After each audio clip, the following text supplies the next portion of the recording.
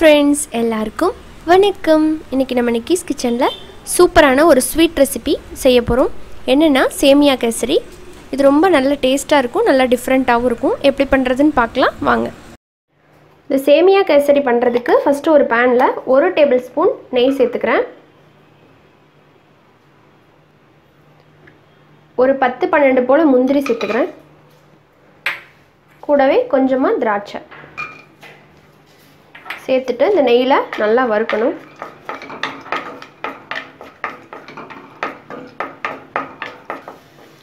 பாருங்க ரெண்டுமே நல்லா வறுபட்டுருச்சு. இப்போ இதை வெளியே எடுத்துடலாம். அடுத்ததா இதே நெய்யில நம்ம சேமியாவை வறுத்துக்கலாம்.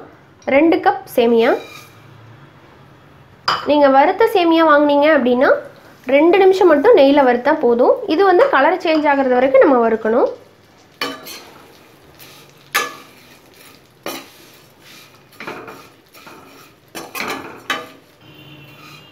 பாருங்க இப்போ சேமியா வந்து நல்லா வறுபட்டு கோல்டன் ப்ரௌன் ஆயிடுச்சு.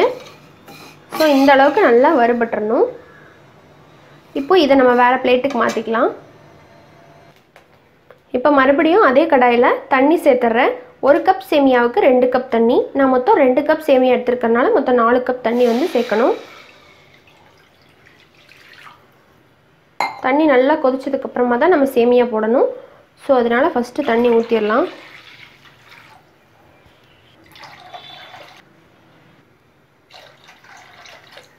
நாலு கப் ஊற்றியாச்சு. இப்போ தண்ணி நல்லா கொதிக்கட்டும். இப்போ தண்ணி நல்லா கொதிக்குது.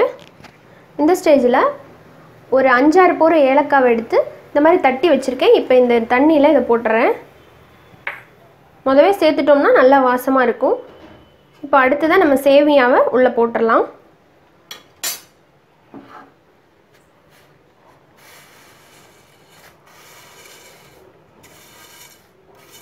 சேர்த்துட்டு நல்லா கலந்து விட்டுடலாம். இப்போ இது நல்லா வெந்து வரட்டும்.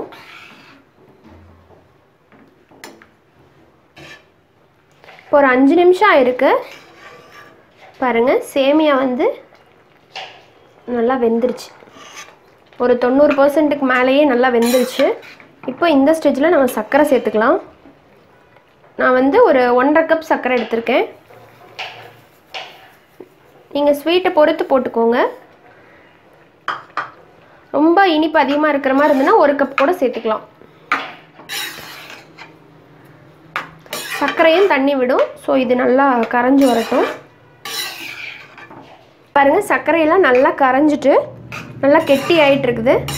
இப்போ இந்த ஸ்டேஜில் நான் கொஞ்சமாக ஃபுட் கலர் கேசரி பவுடர் இருக்கு இல்லைங்களா, அதை சேர்க்குறேன். இது ஆப்ஷனல் தான், வேண்டான்னா விட்டுறலாம். Red colour. ஸோ இதை சேர்த்துட்டு நல்லா கலந்துடலாம்.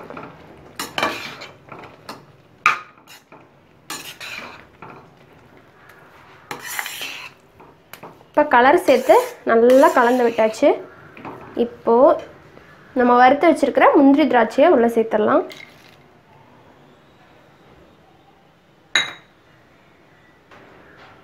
கூடவே 1 டேபிள் ஸ்பூன் அளவுக்கு திரும்ப நெய் சேர்த்துக்கலாம்.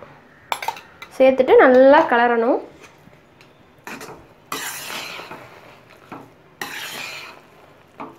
நெய் சேர்த்ததுக்கப்புறமா பாருங்கள் சுற்றிலும் நல்லா ஒட்டாமல் வருது. இப்போ இந்த ஸ்டேஜ் வர்றது வரைக்கும் நீங்கள் நல்லா கலரிட்டு ஆஃப் பண்ணிட்டீங்கன்னா சூப்பரான சேமியா கேசரி ரெடி. நீங்களும் இதே போல் சேமியா கேசரியை இதே அளவுகளோட வீட்டில் ட்ரை பண்ணி பாருங்கள். ரொம்ப டேஸ்ட்டாக இருக்கும். எப்பயுமே ரவா கேசரியே செஞ்சு போர் அடித்தவங்களுக்கு இந்த சேமியா கேசரி நல்ல ஒரு சப்ஸ்டியூட்டாக இருக்கும். ட்ரை பண்ணிவிட்டு உங்களோட ஃபீட்பேக் அண்ட் கமெண்ட்ஸை எனக்கு போஸ்ட் பண்ணுங்கள். இந்த வீடியோ உங்களுக்கு பிடிச்சிருந்ததுன்னா நம்ம சேனல் நிக்கிஸ் கிச்சனை சப்ஸ்கிரைப் பண்ணிவிட்டு பக்கத்தில் இருக்கிற பெல் சிம்பிளை மறக்காமல் கிளிக் பண்ணிக்கோங்க. என்னோட தொடர்ந்து அப்டேட்ஸ் எல்லாமே உங்களுக்கு நோட்டிஃபிகேஷனாக உடனுக்குடனே வந்து சேரும். மிஸ் பண்ணாமல் பார்க்கலாம். இன்னொரு இன்ட்ரெஸ்டான ரெசிபியோட உங்கள் எல்லாரையும் சீக்கிரமாக வந்து மீட் பண்ணுறேன். அது வரைக்கும் நன்றி, வணக்கம்.